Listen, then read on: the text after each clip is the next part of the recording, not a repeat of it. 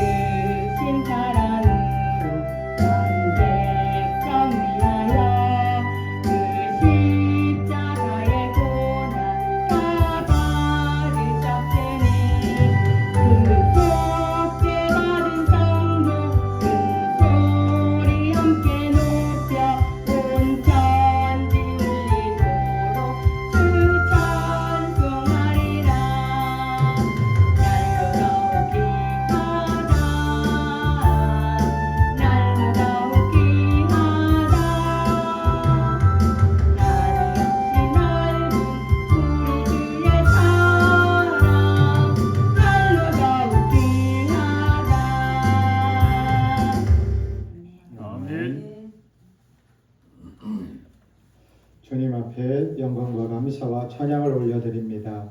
오늘도 찬양하며 우리 주님의 이름 예수 그리스도라는 이름이 얼마나 귀한지 그 귀함을 우리가 알고 또 경배하며 찬양하며 예물 올려드리오니 우리 주님께서 이 모든 것들을 흠량하여 주시고 예수 생명이 가득한 가정, 예수님의 축복이 넘치는 은혜의 길을 달려가는 모든 성도들의 발걸음이 되도록 주님께서 역사에 주옵소서. 예수님으로 사는 인생 가장 복되고 예수님을 아는 인생이 가장 위대한 인생을 사는 놀라운 인생임을 우리가 알고 오늘도 그렇게 주님 앞에 영광 올려드립니다. 예수님으로 충만하게 채우시고 예수님의 복이 모든 가정과 기업 위에 흘러갈 수 있도록 역사에 주옵소서. 큰 복을 주실 우리 주님께 감사드리오며 예수님의 이름으로 기도드리옵나이다. 아멘. 할렐루야. 네, 오늘도 예수 그리스도의 은혜가 충만하기를 바랍니다. 아멘. 지난주가 부활주일입니다. 우리 한 주간 지났는데 어떻게 보내고 계세요? 한 주간 동안 부활의 기쁨이 아직도 남아 있으세요? 아니면 이미 다 시들해서 부활주일이 벌써 지났네 시들한 마음으로 그렇게 보내고 있습니까? 오늘 나눌 말씀의 제목 거지만이 들어갈 수 있는 나라, 이런 말씀의 제목을 가지고 함께 나누려고 합니다. 우리 어느 날 만덕이가 목사님께 이렇게 물었습니다. 목사님, 저 이번에 새벽 기도 300일을 개근했습니다. 이제 개근했으니까 저 천국에 들어갈 만하죠? 라고 그렇게 물어보니까 목사님이 잠시 생각하다가 만덕이에게 이렇게 대답을 합니다. 만덕아, 그 300일 개근상은 하나님 앞에서 쓸 수 없는 거야. 출석부는 천국 입장권이 아니란다라고 그렇게 알려줍니다. 만드기가 실망했지요. 막, 300일 했는데, 아니, 이 정도 했으면 천국에 보내줘야지. 그게 안 된다니. 그렇습니다. 열심히 하면은 될 것 같은데, 그리고 쌓으면 쌓을수록 천국이 가까워질 줄 아는데, 이상하게도 마음이 무거워지는 이유가 무엇입니까? 그건 바로 예수님이 선포해 주시는 말씀을 제대로 알지 못하기 때문입니다. 그래서 예수님께서 분명하게 그 말씀을 짚어줍니다. 이게 지금 뭐가 잘못됐는지, 무엇이 오해인지를 예수님께서 다 알려주시면서 오늘 우리를 통해서도 하나님 앞에 다시 서게 해주시는 말씀이 오늘 본문의 말씀입니다. 우리 다 같이 한번 일어나셔서 말씀을 읽어보도록 하겠습니다. 마태복음 5장 3절입니다. 같이 한 목소리로 읽겠습니다. 시작. 심령이 가난한 자는 복이 있나니 천국이 그들의 것임이요. 한 번 더. 심령이 가난한 자는 복이 있나니 천국이 그들의 것임이요. 아멘.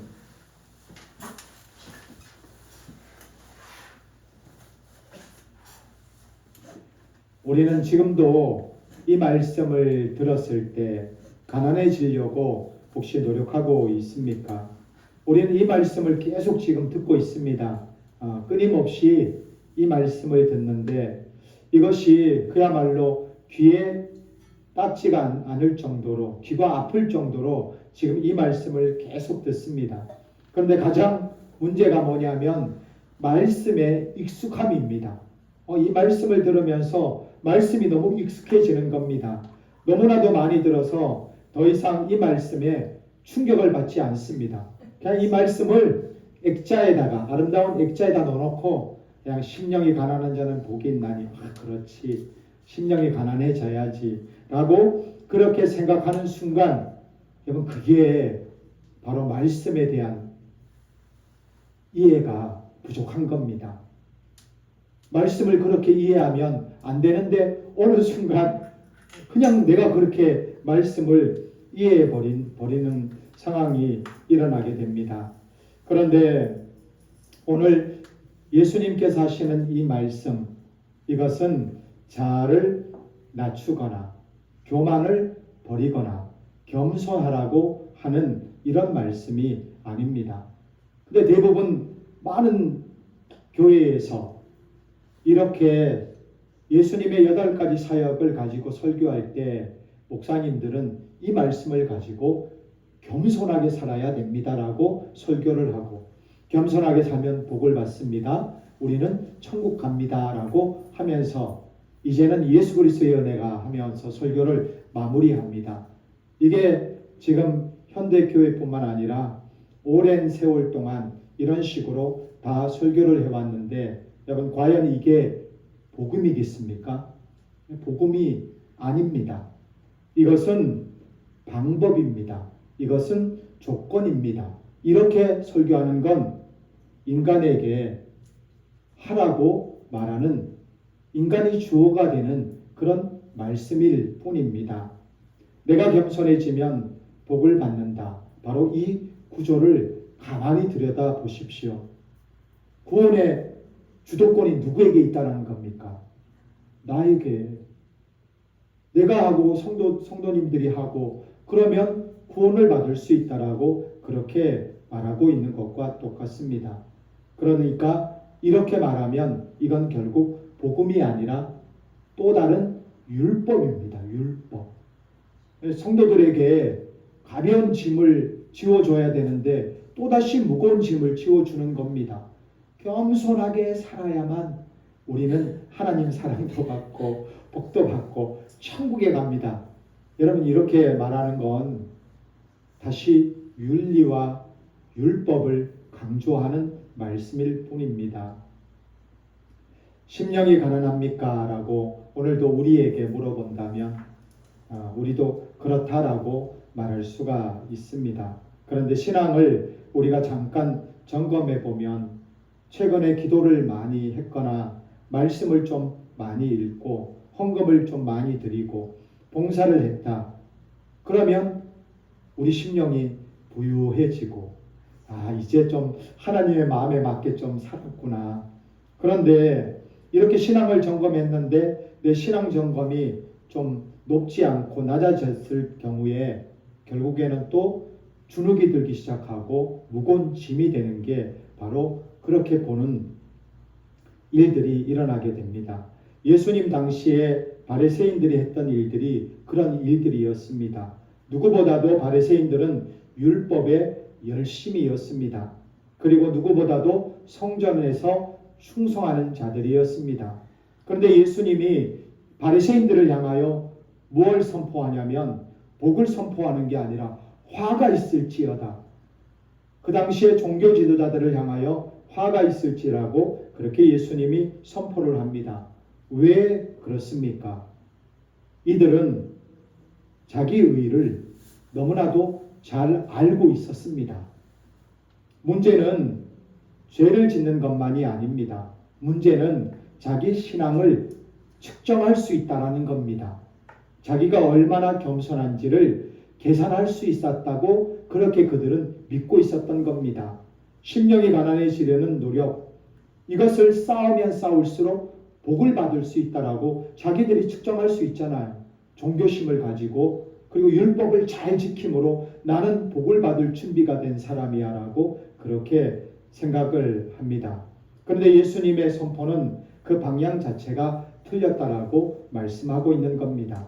여러분, 한 가지 이런 이미지를, 이런 그림을 한번 생각해 보십시오. 어떤 사람이 왕 앞에 나아갔습니다. 그래서 왕이 큰 선물을 주려고 선물을 들고 주려고 합니다. 그런데 그 사람의 손에는 이미 너무나도 많은 게 들려져 있는 겁니다.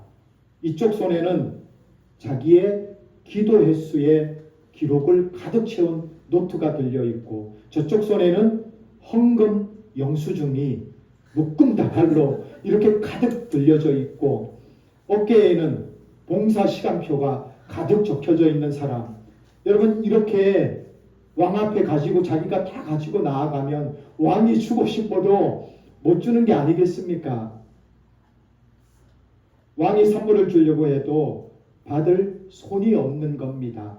왜냐하면 가득 차 있기 때문에, 그리고 이 모든 걸 손에 꼭 쥐고 있기 때문에 이것이 율법적 열심으로 가득 찬 사람의 실제적인 모습입니다. 예수님이 주고 싶어도 못 주는 겁니다. 예수님이 안에 있는 그 부유함을, 그 의를 그저 주고 그걸 통하여 천국에까지 이를 수 있도록 그렇게 은혜를 주고 싶은데 그렇게 줄 수가 없는 겁니다.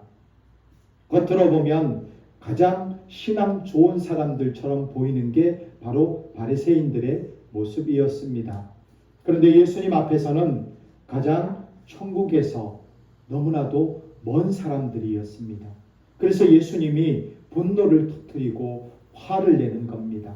예수님이 정말로 화가 나서 그런 게 아니라 회개하고 돌아오라고. 그렇게 빈손으로 예수님 앞에 와야지. 거지와 같이 아무것도 없는 마음으로 예수님 앞에 오라고 하는 그런 예수님의 의도가 다 포함되어 있습니다. 예수님의 이 선포는 종교적 자부심을 향한 도전을 하고 있는 겁니다. 공로증서를 아무리 두껍게 쌓아도 천국문은 그 방법으로 열리지 않는다라고 선포를 했을 때 바리새인들은 이런 예수님의 선포를 달가워하지 않고 좋아하지 않습니다. 왜냐하면 자기 공로를 인정받지 못하니까. 그래서 예수님이 너무나도 믿고 하시는 말씀마다 받아들이지 못하고 예수님을 죽이고 싶은 겁니다.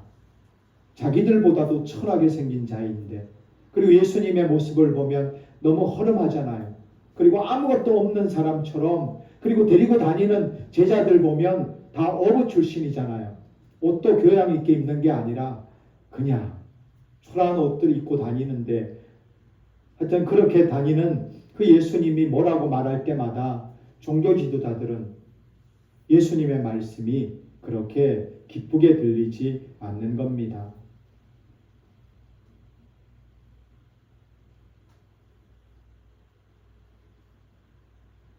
내가 얼마나 비어 있느냐, 이게 참으로 중요한 겁니다.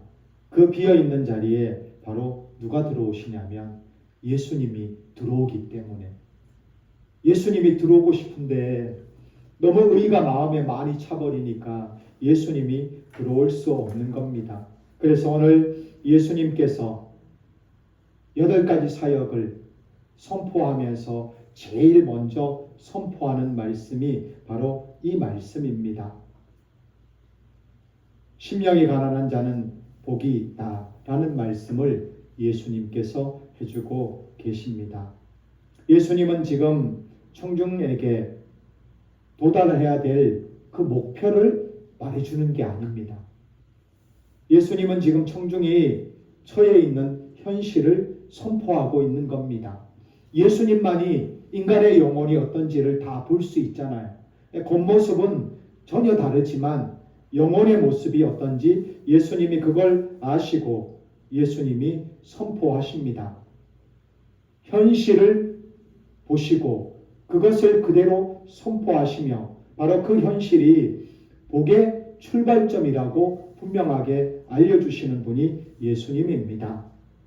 여기 가난하다 라는 이 말은 단순히 부족한 사람을 의미하는 게 아닙니다. 이 단어는 구걸하는 거지, 외부적인 어떤 도움이 없으면 살아갈 수 없는 존재, 이걸 말할 때 바로 가난하다라고 말하는 겁니다. 누군가 도와주지 않으면 생존이 불가능한 이런 상태를 말할 때 이걸 가난이라고 말할 수 있습니다. 스스로 아무것도 할 수 없는 사람, 아무것도 가진 것이 없는 사람, 그 자체로는 존재를 유지할 수 없는 사람. 근데 예수님은 이런 사람이 복이 있다라고 지금 말하고 있는 겁니다. 그렇다면 여기서 한 가지 중요한 질문이 생깁니다. 왜 예수님은 하필 공생에 출발을 하면서 이 말씀을 선포하셨을까? 예수님 당시에 예수님의 말씀을 듣는 사람들을 한번 보십시오. 예수님 주위에 모여 있었던 사람, 그들은 세리와 창녀들뿐만 아니라 각종 병든 자들, 귀신 든 자들, 그리고 간질하던 자들, 중풍병자들, 여러분 이런 사람들이 대부분 예수님 앞에 올라왔습니다. 이들은 자발적으로 심령이 가난을 훈련하고 그래서 그걸 닦고 지금 예수님 앞에 모인 자들이 아닙니다. 이들은 이미 스스로 설 수 없는 자들이었습니다. 이미 사회에서 그리고 종교적으로 볼 때에 그들은 파산한 자들이라고 인정받는 그런 사람들이었습니다. 예수님은 그들을 보시면서 이렇게 말씀을 합니다. 너희가 바로 그들이다. 그리고 바로 그 자리에서 천국이 시작된다라고 예수님이 그들에게 천국을 선포해 주시고 있습니다. 여러분 이게 바로 반전입니다. 심령의 가난, 내가 이루어야 할 덕목이 절대로 아닙니다. 심령의 가난은 내가 이미 처해 있는 현실이며 그 현실을 직시하는 것이 곧 구원의 입구입니다. 나는 심령이 가난해져야 되겠다라고 결심하는 사람은 아직도 그 안에 뭔가 남아있는 그걸 믿는 사람입니다. 그러나 복음이 찾아오는 곳은 나는 이미 바닥이다. 나는 이미 아무것도 없다. 나는 내 힘으로 설 수 없는 의가 하나도 없는 죄인다라고 철저히 깨닫는 자리입니다. 바로 그 자리에 누가 오시냐면 예수님이 오십니다. 이제 우리는 묻지 않을 수가 없습니다. 왜 심령이 가난한 자가 복이 있습니까? 겸손이 아름다운 덕목이기 때문입니까? 하나님이 낮은 자를 좋아하기 때문입니까? 아닙니다. 그 답은 오직 예수 그리스도 안에 있습니다. 고린도후서 8장 9절의 말씀 우리 한번 보겠습니다. 고린도후서 8장 9절.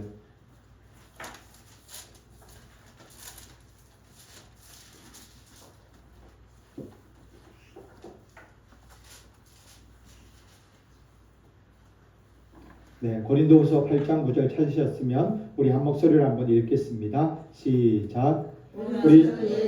그리스도의 은혜를 너희가 알거니와 부유하심으로써 너희를 위하여 가난하게 되심은 가난하심으로 말미암아 너희를 부유하게 하려 하심이라. 아멘. 여러분, 본래부터 부유하신 분이 누구입니까? 예수님이시잖아요. 그 부유하신 분이 이 땅에 내려올 때 어떤 분으로 오시냐면 가난한 분으로 오십니다. 왜 가난한 분이라고 그럽니까?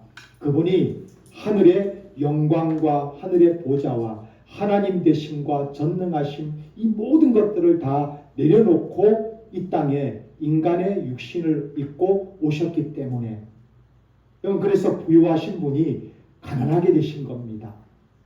피조물과 같이 똑같이 되셔서 이 땅에 오신 분, 바로 예수 그리스도를 말해주고 있습니다.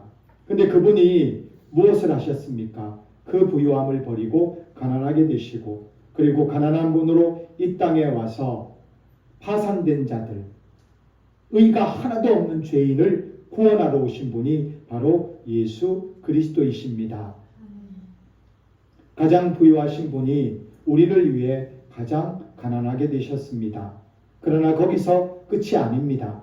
십자가에서 무슨 일이 일어났습니까? 바로 예수님은 우리의 파산을 대신 짊어지고, 이 말은 예수님이 우리의 죄를 대신 짊어졌다라는 겁니다. 그리고 예수님께서 십자가에서 죽으심을 통하여 그 죽으심으로 자기에게 있는 의를 바로 파산한 자들에게 대신 전가해 주는 이 놀라운 역사가 바로 십자가 위에서 일어나게 됩니다. 그래서 고린도후서 5장 21절에 이렇게 선포합니다. 하나님이 죄를 알지도 못하신 이를 우리를 대신하여 죄를 삼으신 것은 우리로 하여금 그 안에서 하나님의 의가 되게 하려 하심이다. 이게 바로 신적 교환입니다. 예수님은 뭘 가져가십니까? 우리의 영적인 파산된 모든 죄, 모든 허물을 다 가지고 가시고 우리에게 그분의 완전한 부요, 다른 말로 하면 예수님에게 있는 그 부요한 의를 우리에게 주신 겁니다. 그래서 예수님이 우리의 의가 되시는 분입니다. 그렇기에 심령이 가난한 자에게 천국이 주어지는 겁니다. 그것은 겸손에 대한 보상이 아닙니다. 그것은 자신의 파산을 인정한 자가 예수 그리스도의 부요를, 그 수혜를 받는 유일한 조건이기 때문입니다. 꽉 찬 그릇에는 아무것도 담을 수가 없잖아요. 여러분, 아무리 좋은 것을 담아주려고 해도 그 꽉 찬 그릇에는 그 어떤 것도 담을 수가 없습니다. 자기 의로 가득 찬 심령에는 그리스도의 의가 들어올 자리가 없습니다. 그래서 삭개오를 보면 삭개오는 세리장입니다. 그리고 당시 사회에서 그는 동족을 착취한 죄인이었고 스스로도 그것을 너무나도 잘 알고 있는 죄인이었습니다. 그는 자신의 신앙 상태를 점검하고 나는 꽤 괜찮은 사람이야 라고 말할 수 없는 파산한 사람, 그 사람이 바로 삭개오였습니다. 그런데 예수님은 그 수많은 사람들을 놔두고 수많은 군중을 지나쳐서 누구에게 가냐면 삭개오에게 가고 삭개오를 가장 먼저 부릅니다. 오늘 내가 내 집에 유하여야 되겠다라고. 자기 의가 없었던 자, 그 빈자리에 예수님이 찾아오신 겁니다. 반면에 부자 청년이 있잖아요. 부자 청년은 너무 의가 많은 자입니다. 그래서 너무 많아서, 그리고 어렸을 때부터 모든 것들을 자기는 다 지켰다. 율법을 다 지켰다. 의가 너무 자기 속에 너무나도 많이 쌓여져 있으니까 자기 신앙을 자기가 측정할 수 있는 겁니다. 야, 나는 이만큼 의가 많은 사람들이야 라고 그렇게 자기 의의를 알고 그리고 심령이 가득 차 있었을 때 결국에는 이 부자 청년은 어떻게 합니까? 예수님이 따라오라고 모든 걸 버리고 따라오라고 했을 때 그렇게 따라오지 못하고 오히려 예수님을 떠나는 일이 일어나게 됩니다. 예수님이 비어있는 자리에 들어가야 되는데 예수님이 들어가지 못한 이런 일들이 있었습니다. 심령의 가난은 도덕적 훈련의 결과가 아닙니다. 심령의 가난은 하나님 앞에서 자신의 전적 파산을 직시할 때 예수 그리스도의 완전한 부요가 흘러 들어오는 통로가 바로 파산입니다. 나는 거지라고 예수님 저는 아무것도 없다라고 그러면 예수님이 들어와 자신의 의를 우리에게 주십니다. 아멘. 우리는 이 본문을 도덕교훈으로 그동안 많이 읽어왔습니다. 심령이 가난해져야 복을 받는다라고 그렇게 읽어왔습니다. 그래서 우리는 가난해지려고 노력했고 겸손해지려고 훈련했고 자아를 낮추려고 애를 썼습니다. 그러나 그 결과 자신이 천국에 어울리는 사람인지 아닌지를 이런 일을 통해서 다 판단을 하는 겁니다. 근데 이건 바로 바리새인들의 신앙생활과 똑같은 겁니다. 예수님은 그 자리를 겨냥해서 이 말씀을 던져버립니다. 너는 이미 영적 거지야. 너는 이미 파산했어. 그런데 너는 그것도 아직 모르고 있느냐라고. 바리새인들의 비극은 죄가 많아서가 아닙니다. 바리새인들의 비극은 자신들이 얼마나 의로운지를 너무 잘 알았기 때문입니다. 반면에 세리는, 청년은, 병든 자는, 귀신 들려서 사람들에게 외면받는 불쌍한 자들은 자신의 의를 측정할 수가 없는 겁니다. 그들은 이미 파산한 자들입니다. 근데 예수님이 누구에게 달려갑니까? 파산한 자들에게. 의로 가득 찬 자들에게 달려가는 게 아니라 파산해서 의가 없어서 천국은 너무 멀고 나는 의롭게 살 만한 그런 인생이 아니라고 그렇게 자신을 파산한 자라고 생각할 때 예수님이 그들에게 달려갑니다. 천국은 이렇게 준비된 자들의 나라가 아닙니다. 천국은 거지들의 나라입니다. 우리 한번 외쳐보겠습니다. 천국은 거지들의 나라입니다. 천국은 거지들의 나라입니다. 아멘. 네. 이렇게 외치니까 좀 이상하기도 한데. 네. 예수님은 좋아해요. 이렇게 하면. 예수님은 영적으로 보시잖아요. 우리는 다 그냥 표현은 외면적으로만 보지만 예수님은 정말로 너 거지 맞냐? 의가 없냐? 너는 정말로 죄밖에 없냐? 그래서 주님 저 죄밖에 없는 거지입니다라고 그러면 주님이 너무 기뻐하고 그 기뻐하는 자에게 예수님은 반드시 부요함을 줘서 천국까지 주시는 분이 바로 예수님입니다. 우리가 들어갈 수 있는 것, 우리가 정말로 천국에 들어갈 수 있는 건 예수 그리스도께서 우리의 파산을 대신 짊어지고 우리에게 자신의 부요를 주셨기 때문입니다. 그래서 예수님이 좋은 겁니다. 오늘도 예수님 찬양하세, 찬양하세. 그 왕이신 예수님을 높이세, 높이세. 여러분 이건 그냥 하는 게 아니라 정말로 우리를 위해 모든 걸 다 해주신 구원자이기 때문에 예수님 때문에 우리가 천국 가기 때문에 그것을 찬양하는 게 아니겠습니까? 여러분 그렇기 때문에 오늘 이 본문의 핵심은 우리가 아닙니다. 이 본문의 핵심은 부유하신 분이 가난하게 되셔서 가난하신 자로 부유하게 하신 예수 그리스도의 사역을 말해주고 그 사역을 이렇게 해주겠다. 너희들을 위해 내가 다 해주겠다라고 그렇게 선포하시고 있는 말씀입니다. 이 말씀은 우리에게 뭐가 아니냐면 숙제가 아닙니다. 숙제. 그분은 이미 모든 것들을 우리를 위하여 이루시고 그걸 위해 오셨음을 지금 선포하는 겁니다. 심령이 가난한 자는 복이 있다는 것은 그 자리에 예수님이 오셨기 때문입니다. 아멘. 천국이 그들의 것인 것은 천국의 왕이신 예수님이 친히 그들의 것이 되기 때문입니다. 아멘. 사랑하는 성도 여러분, 저는 지금 여러분에게 불편한 질문을 드리려고 합니다. 우리는 지금 예배를 드리고 있습니다. 우리는 말씀을 듣고 있습니다. 그런데 지금 이 순간 우리 심령 안에 무엇이 들어 있습니까? 혹시 이런 것이 들어 있지 않습니까? 지난 한 주 동안 꽤 열심히 신앙생활을 했다라는 그런 만족감, 기도도 했고 퀴즈도 했고 예배도 빠지지 않았다. 여러분, 이런 흐뭇함이 지금 우리들의 마음에 조금이라도 자리 잡고 있지 않습니까? 혹은 반대로 이번 주는 너무 못 살았다라는 그런 죄책감. 오늘 보니까 기도할 때 죄책감을 많이 기도하는 것 아닌가? 예. 한 주간 못 살았던 거에 대한 죄책감. 그 다음에 기도도 못했고 성결도 냈고 세상 것을 너무 사랑했다. 그래서 지금 이 예배가 조금 부담스럽고 설교를 들으면서 나도 역시 안 되는 사람이구나를 확인하고 있지는 않았습니까? 근데 이 두 가지가 사실은 같은 문제입니다. 만족감과 죄책감은 둘 다 기준이 누구입니까? 나입니다. 나.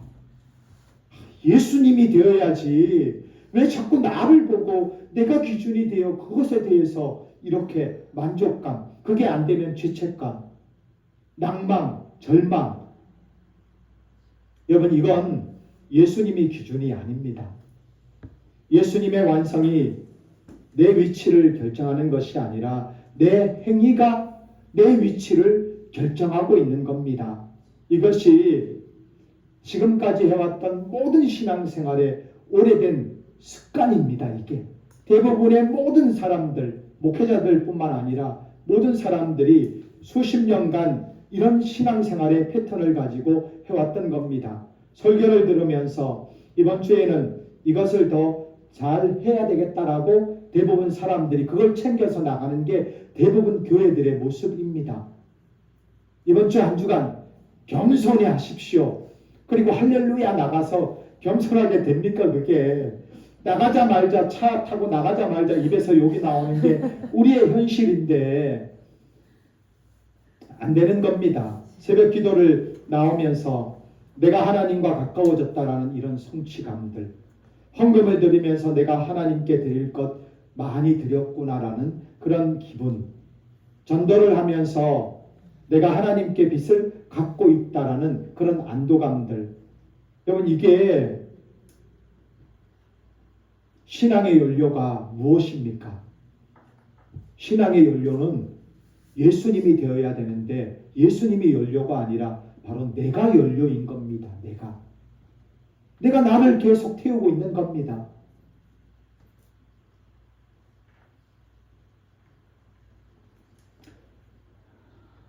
우리는 그동안의 신앙생활 속에서 계속 공적만 쌓아온 겁니다. 나의 공적들. 수십 년의 교회 생활, 수백 년의 새벽 기도, 수천만 원의 헌금, 수많은 봉사와 헌신. 그것이 우리의 의의 근거가 될 수 있습니까? 그걸 가지고 천국에 갈 수 있다면 예수님이 올 필요가 없지요. 왜냐하면 우리 의로 천국에 갈 수 있으니까 예수님이 올 필요가 없는 겁니다. 그래서 로마서 3장 20절에 보면 이렇게 말합니다. 그러므로 율법의 행위로 그의 앞에서 의롭다 하심을 얻을 육체가 없나니.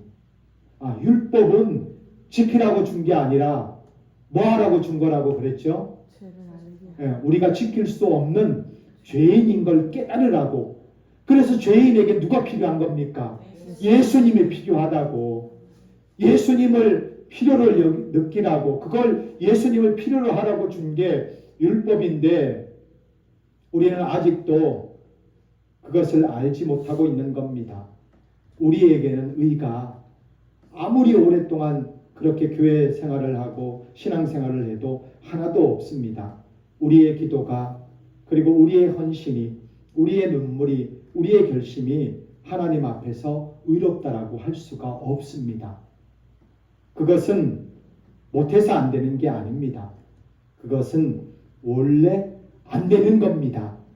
인간의 행위로 하나님 앞에서 서는 것은 원래 처음부터 불가능한 일입니다. 이것이 무너지는 자리가 있습니까?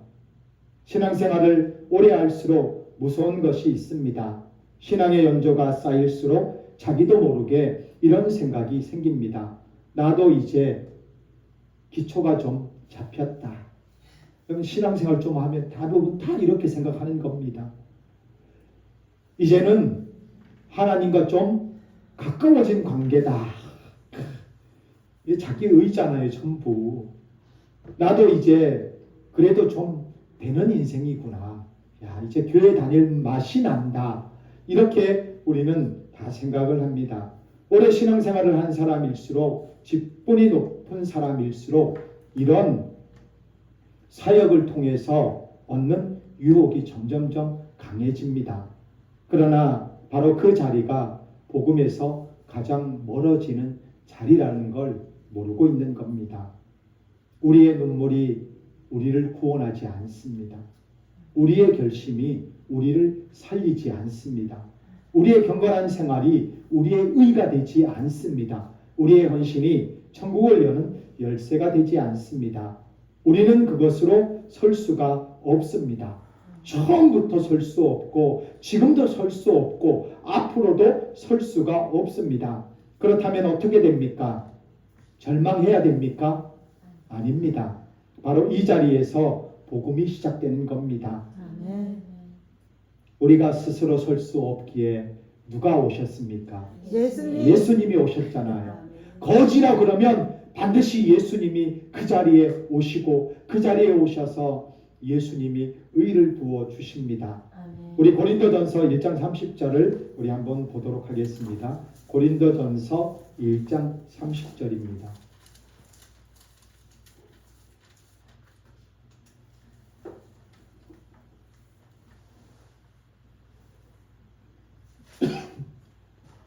우리 찾으셨으면 한 목소리로 읽도록 하겠습니다. 시작. 너희는 하나님께로부터 나서 그리스도 예수 있고 예수는 하나님께로부터 나와서 우리에게 지혜와 의로움과 거룩함과 구원함이 되셨으니 아멘.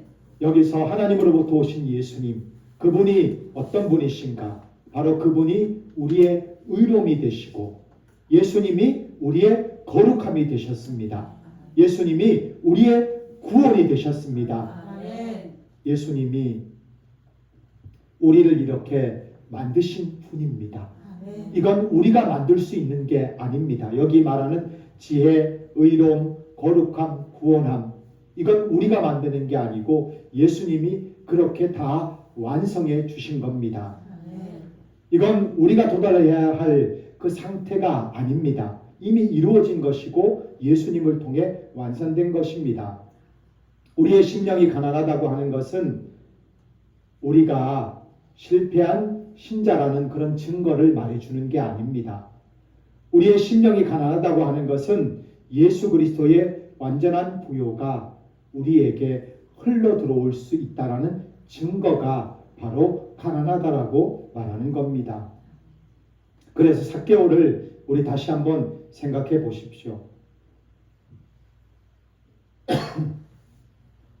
삭개오는 어떤 신앙의 공적도 없었던 그런 죄인입니다. 아무런 의의 근거가 없었습니다. 그런데 예수님은 그에게 달려가셨습니다. 오늘은 내가 내 집에 유하여야 되겠다라고, 그 하여야 하겠다라는 그 의무의 언어가 아닙니다.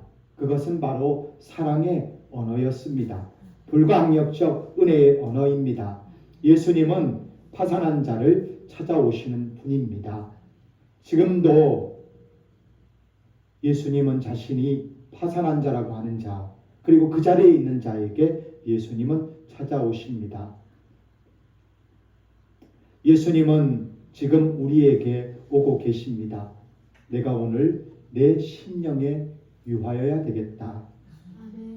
이렇게 우리를 오늘도 찾아와 주시고 은혜를 베풀어 주시는 분. 우리가 기도할 때 우리의 기도의 근거가 무엇입니까? 오늘은 퀴트를 했으니까 기도할 자격이 있다.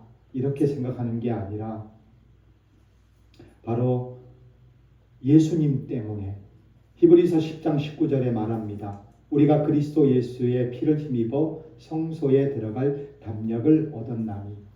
그러니까 기도의 근거조차도 우리에게 있는 게 아닙니다. 바로 예수님의 피에 있는 겁니다.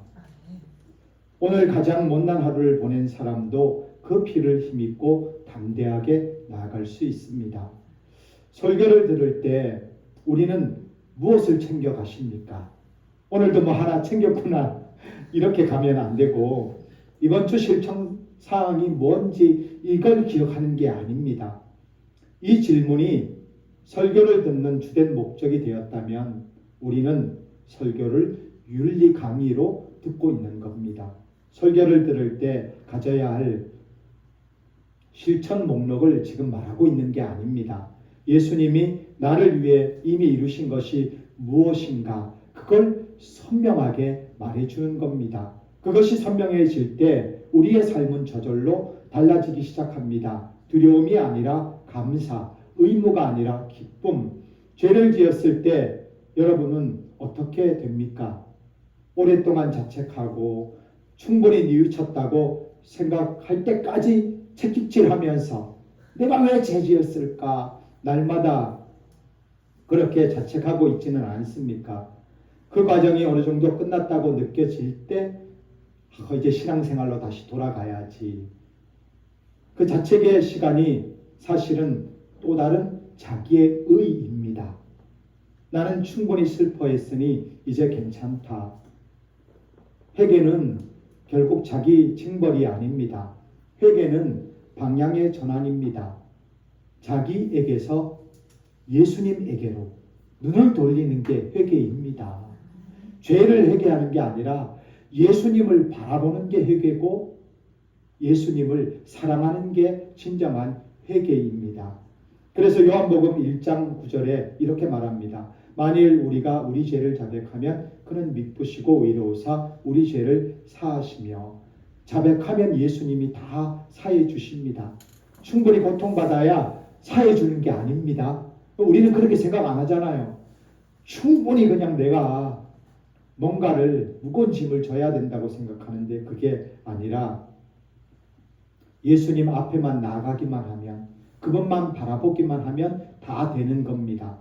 그리고 공동체 안에서 우리는 어떤 언어를 사용하고 있습니까? 나는 이렇게 했다. 나는 저렇게 헌신했다. 나는 이 정도면 된다. 이것이 우리의 표준 언어가 아니겠습니까? 그런데 그것이 아닙니다. 이제 우리의 언어도 바뀌어져야 됩니다. 예수님이 다 해주셨습니다.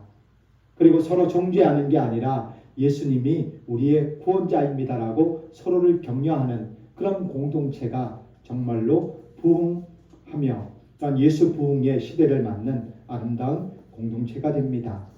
그리고 가정에서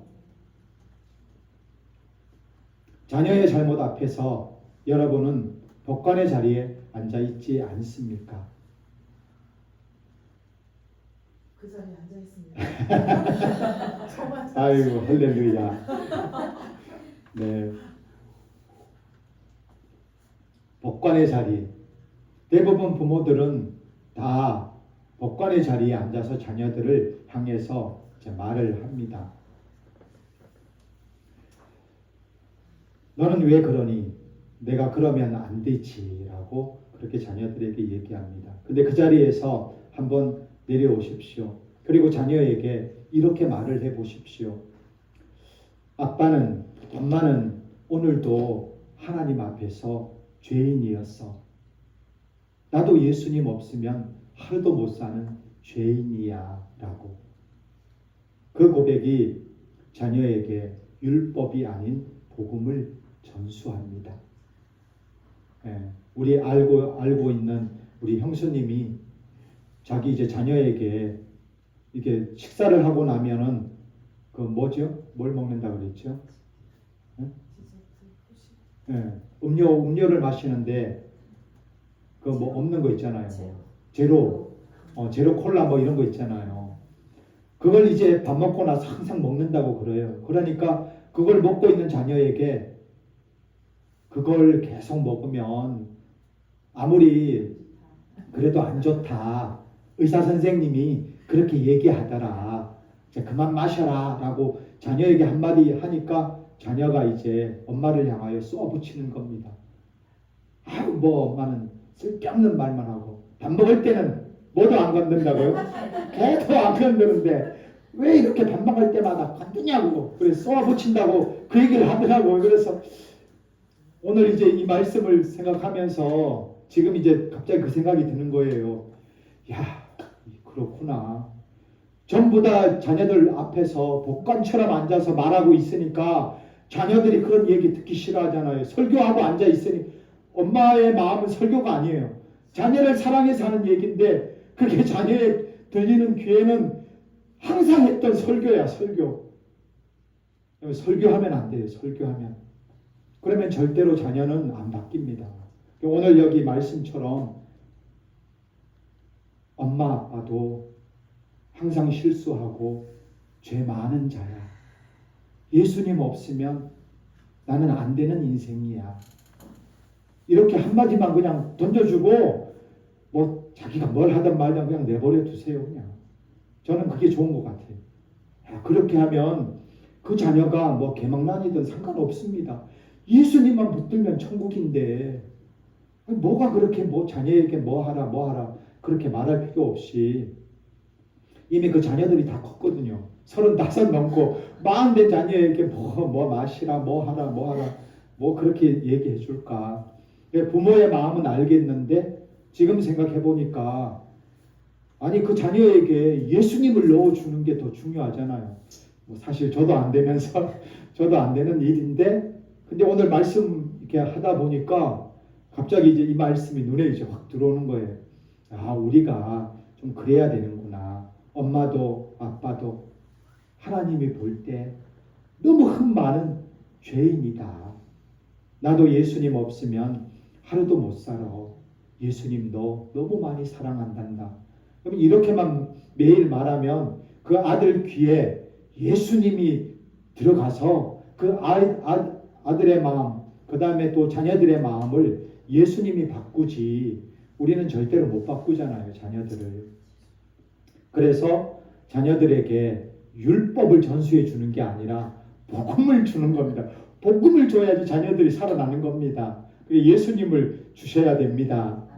여러분 이렇게 예수님을 전해주면 정말로 복 있는 인생이 됩니다. 벌써 12시입니다. 오늘은 좀 설교가 긴데 어떻게 하죠? 괜찮습니다. 더 해주세요. 아니, 원래 30분에 끝내셔야 되는데 끝내야 되는데 오늘은 조금 이게 내용이 조금 길어졌네요. 좋습니다. 우리의 결심은 며칠을 못 가죠? 아니, 아니 최소한 3일은 가야죠. 3일은. 네? 그러니까. 네. 그 다짐 진짜로 아무리 길게 가도 일주일도 못 가잖아요. 우리 모두가 다 이미 이걸 다 압니다. 수십 번을 경험하면서 살았잖아요. 새해 첫 주에 뭐 다짐하는 거 뭐 있어요? 성경을 읽어야지. 올해는 일독해야지. 저도 올해 성경 읽은 기억이 지금 거의 안 나요. 너무 가물가물한데. 근데 뭐 정말로 하루 지나고 이틀 지나면 창세기 1장 1절 그거 읽고 그 다음부터는 거의 또 덮어놓고 지내는 게 우리들의 모습입니다. 그러니까 지금 필요한 건 결심이 아닙니다. 강한 결심. 지금 필요한 것은 예수 그리스도의 완성에다가 내 몸을 그냥 기대는 겁니다. 예수님께 그냥 기대고 있으면 얼마나 좋을까.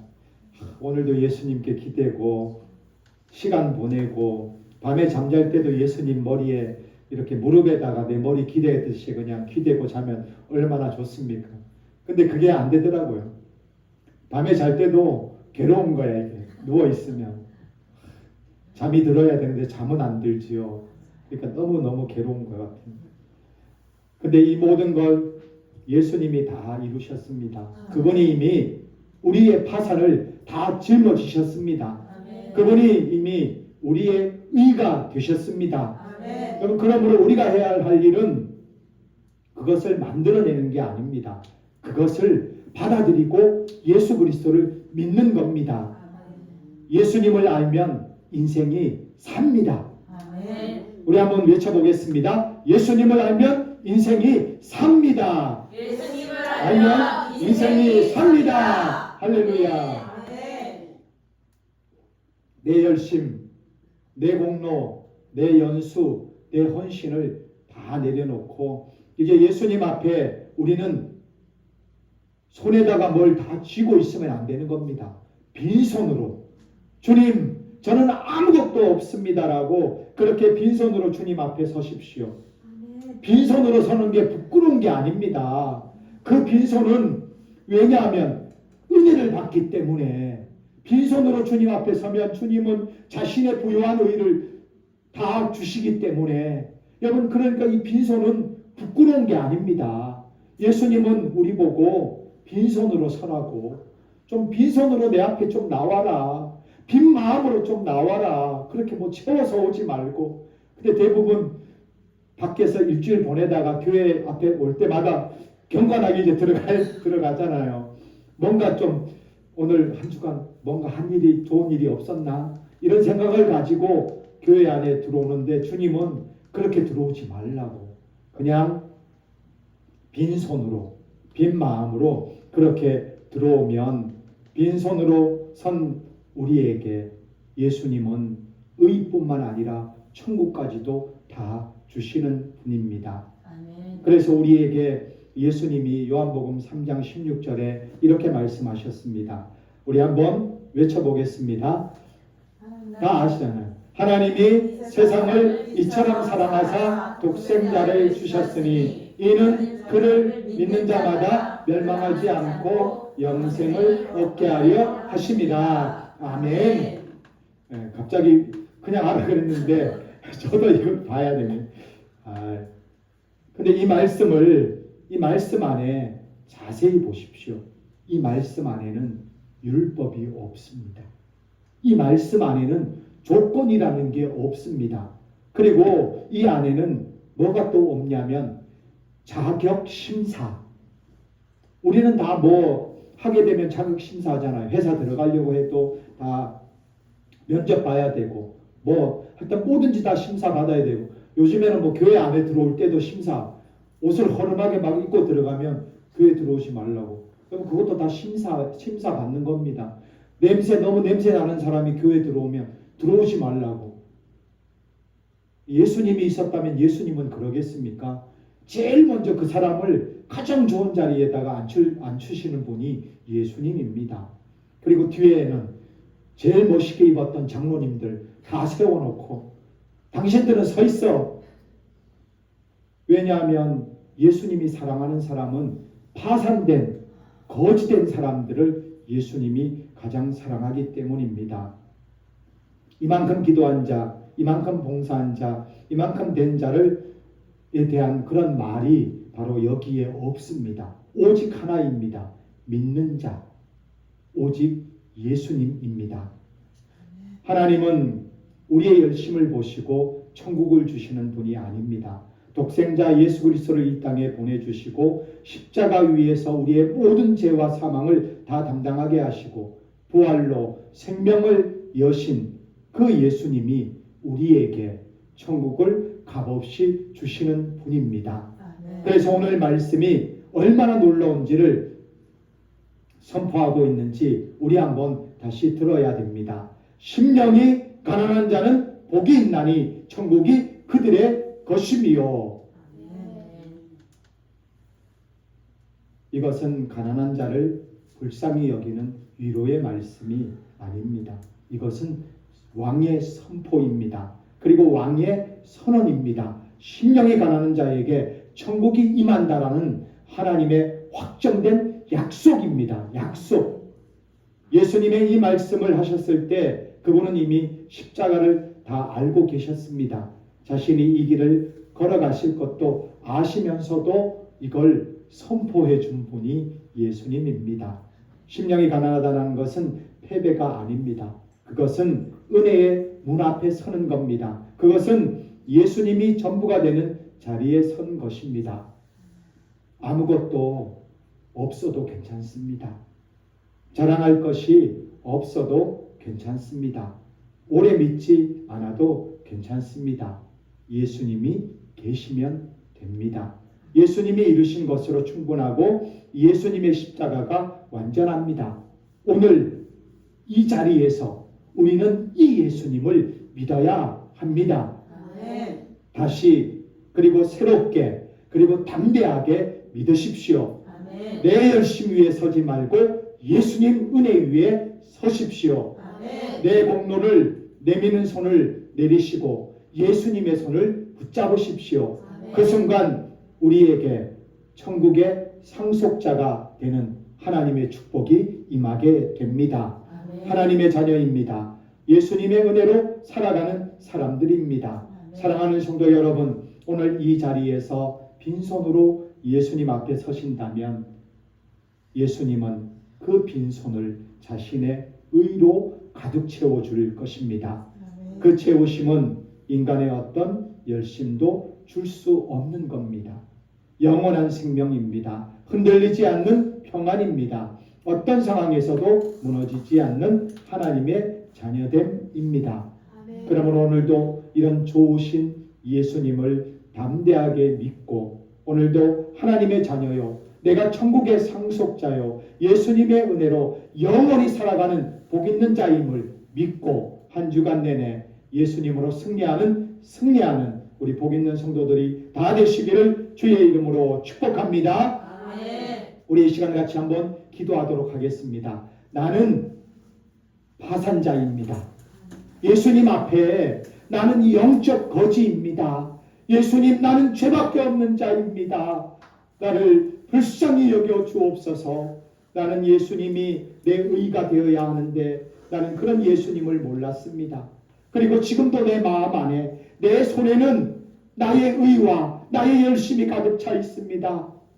예수님을 모르고 예수님을 사랑하지 않는, 예수님을 모르는 나의 이 죄를 용서해 달라고, 내가 영적 파산자라고 예수님은 오늘도 기다리고 계시는데 나는 오늘도 그런 예수님을 몰랐던 나의 죄를 용서해 주옵소서.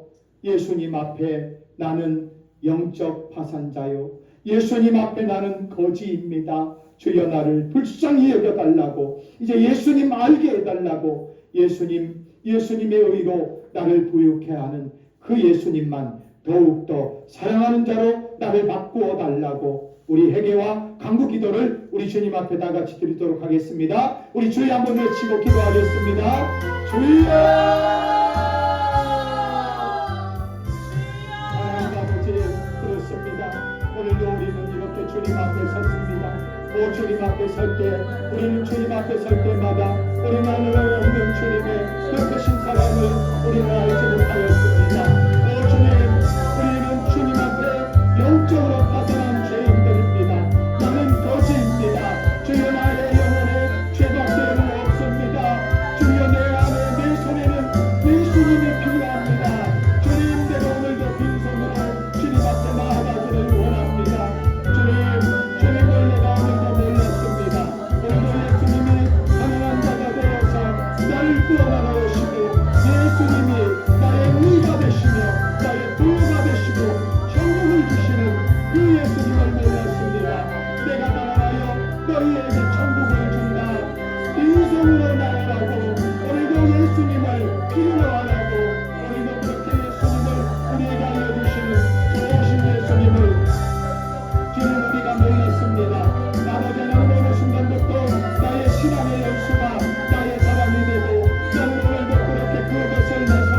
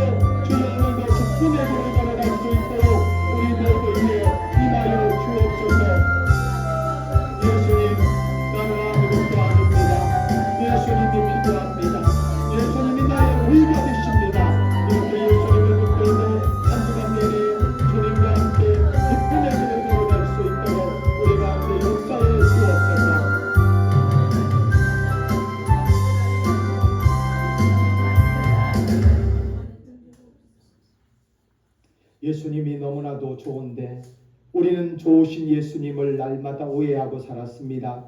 내가 뭔가를 해야만 되는 줄 알았습니다. 그런데 예수님이 오늘 우리에게 말씀합니다. 너는 뭘 가지고 나오지 말라고. 제발 빈손과 빈 마음으로 나오라고. 그리고 파산자라고 나에게 고백하라고.